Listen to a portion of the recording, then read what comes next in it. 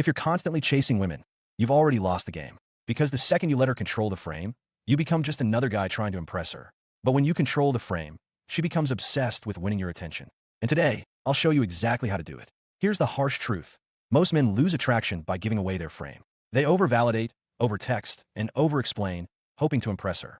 But instead of making her want you more, it makes you look weak. When you learn frame control, you subtly flip the script. She starts seeking your approval instead. And that's where the obsession begins. The first key to frame control: emotional detachment. Most guys instantly reply to her texts, dropping everything to be available. Big mistake. Here's what you do instead. Wait. Take your time responding, even if you really want to text her back. Why? Because when you're not instantly available, she subconsciously views you as high value.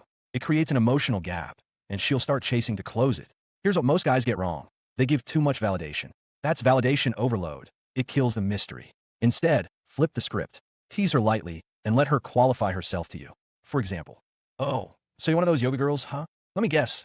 You also own crystals and read horoscopes." Now, she's playfully defending herself and chasing your approval. That's frame control. Here's the secret most guys overlook. Mystery is magnetic. When you're an open book, there's no intrigue, no emotional tension. But when you reveal less, she becomes curious about you. Next time she asks what you're doing, don't give a boring answer. Instead, say, "Just handling some top secret business, can't talk about it." Now, she's emotionally invested. Want to know what really makes women obsessed? It's not showering her with attention.